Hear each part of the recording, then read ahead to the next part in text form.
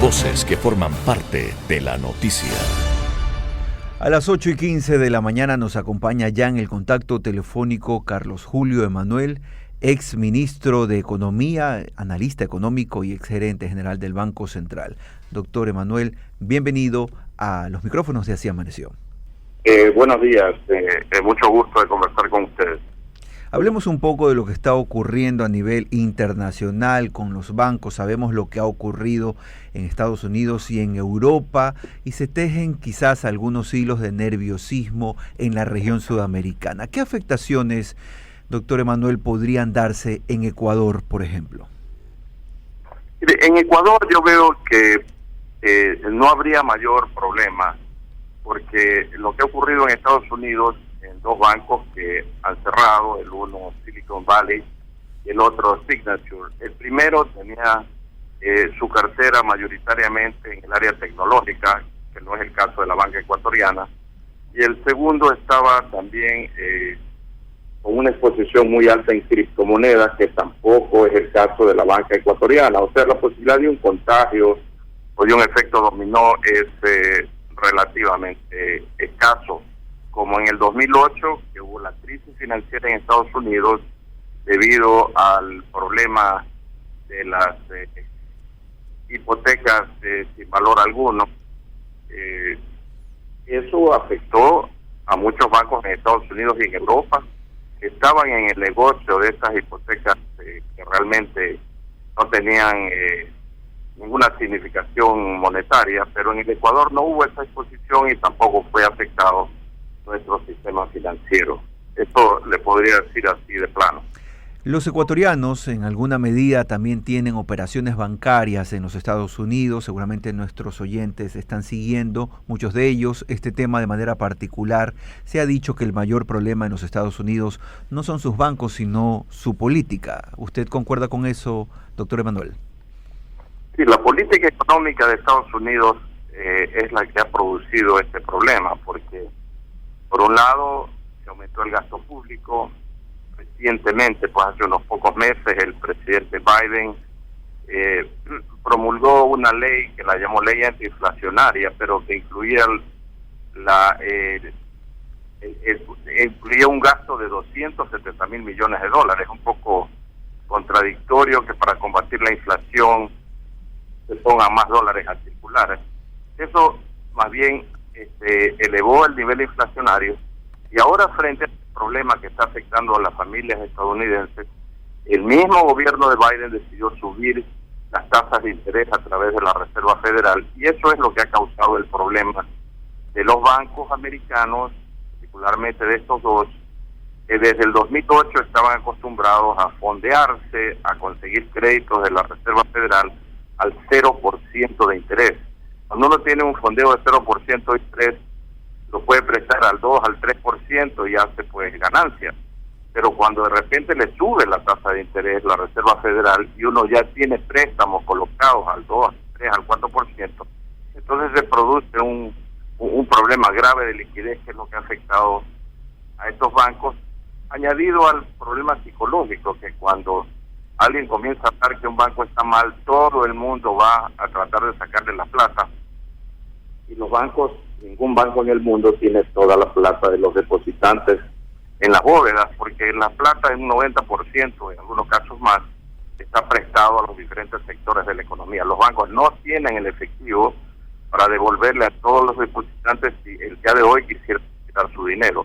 Esto es lo que está pasando allá, pero producto de esta política económica bastante contradictoria del gobierno de Biden. Son las 8 de la mañana y 19 minutos. Estamos en el diálogo con el doctor Carlos Julio Emanuel, analista económico, a propósito de la crisis bancaria en Estados Unidos y sus posibles repercusiones en la región. Si bien es cierto, y como hemos escuchado con atención, no hay mayores posibilidades de una afectación directa hacia Ecuador, quizás otros países de la región, como dicta la prensa internacional, por ejemplo, Argentina o Colombia, podrían sentir un coletazo respecto a lo que está ocurriendo en Estados Unidos. ¿Qué opina usted al respecto? Eso depende de cómo está compuesta la cartera de los bancos. Mire, México, que tiene una amplia frontera con Estados Unidos, no tiene mayor preocupación preocupación de un efecto contagio de su banca. Y repito, y eso que México tiene pues un tratado de libre comercio con Estados Unidos y es su principal socio comercial. Cuando uno comienza a hablar de los demás países de América Latina, entonces habría que preguntar si, por ejemplo, Colombia o la banca colombiana tiene su cartera de créditos mayoritariamente en temas tecnológicos, y yo no lo creo, y tampoco Argentina. Este es un asunto bastante específico que se ha dado justamente en un sector de Estados Unidos donde está concentrada la mayor cantidad de industrias de software y de todo lo que tiene que ver con computación y el área tecnológica. Esto no ha ocurrido en Nueva York, esto no ha ocurrido en Florida, sino en este sector de la costa oeste de los Estados Unidos, y pues se llama así, pues Silicon Valley. Silicon Valley es una referencia a todas estas industrias tecnológicas. No creo que haya esa concentración en otros países de América Latina en carteras de carácter tecnológico. Son las 8 de la mañana con 21 minutos. Estamos conversando con el doctor Carlos Julio Emanuel, economista, ex gerente general del Banco Central y ex ministro de Economía. Doctor Emanuel, buenos días. Guillermo Hidalgo lo saluda. Lo que está pasando en Suiza con el Banco de Suiza, que ha tenido que intervenir el Banco Central. Esta mañana ha vuelto a desplomarse las acciones en la bolsa de valores. En Europa normalmente no pasa esto. ¿Qué cree usted que tenga que ver y nos podrá afectar, por lo menos, esperemos que no en algo? Me imagino que esto ayudará a que el dólar vuelva a subir después de haberse debilitado en los últimos días. Bueno, el caso del banco suizo al que usted hace referencia, el Credit Suisse, es un banco de los mayormente respetables e importantes de Suiza, con VF, pero parece que el Credit Suisse ya por meses venía teniendo algún tipo de problema financiero, no estaba dando los reportes trimestrales que tienen que darse de su situación financiera, y eso comenzó a preocupar a la gente. La gente se preocupa cuando de repente un banco no cumple con con las regulaciones bancarias, y cuando hay esa duda la gente comienza a retirar dinero. Entonces, en el caso del Credit Suisse, no es un resultado de lo del banco americano, el Silicon Valley, es más bien un problema que ellos han tenido por otras razones. De repente, malos créditos otorgados. ¿Y cuál es la forma de enfrentar este tipo de cosas? Bueno, primero uno le pide plata a los accionistas para que le pongan algo de liquidez para enfrentar el retiro de depósitos. Pero uno de los principales accionistas, que es Arabia Saudita, decidió no apoyar al Credit Suisse y tuvieron que recurrir al Banco Central de Suiza, que les está entregando, según vi en reportes de prensa, 50.000 millones de francos suizos para poder enfrentar el problema del retiro de depósitos. Yo no creo que ese banco vaya a cerrar, porque es un banco, ya dije, emblemático de Suiza, al igual que la Unión de Bancos Suizos, el UBS. Los bancos generalmente quiebran o cierran no por problemas de solvencia, es decir, no porque se hayan robado la plata, sino porque llega un momento que la gente desconfía, retira los depósitos y los bancos tienen que cerrar por falta de liquidez, aunque tengan cartera suficiente para cubrir eventualmente todas las obligaciones en que hayan incurrido.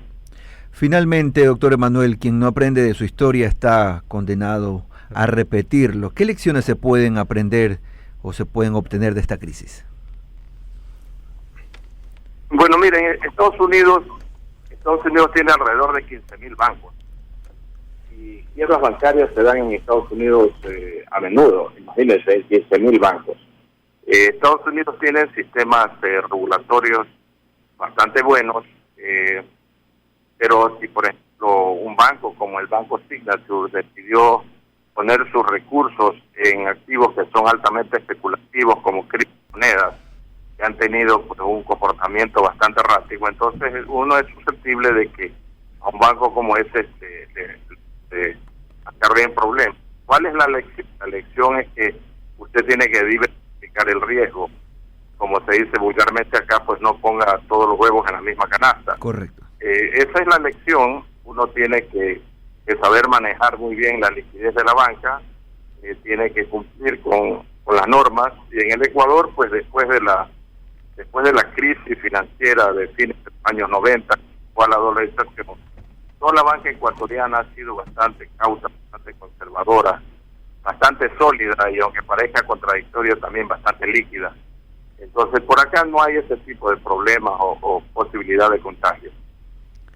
Queremos agradecer, cuando son las 8 de la mañana y 26 minutos, al doctor Carlos Julio Emanuel, analista económico, revisando aquí en los micrófonos de Así Amaneció la situación internacional, la crisis bancaria que afecta ahora mismo a los Estados Unidos, y de esa manera tratar de entender qué tipo de efectos, de afectaciones podrían darse hacia la región. Son las 8 de la mañana y 26 minutos aquí en la mesa de Así Amaneció.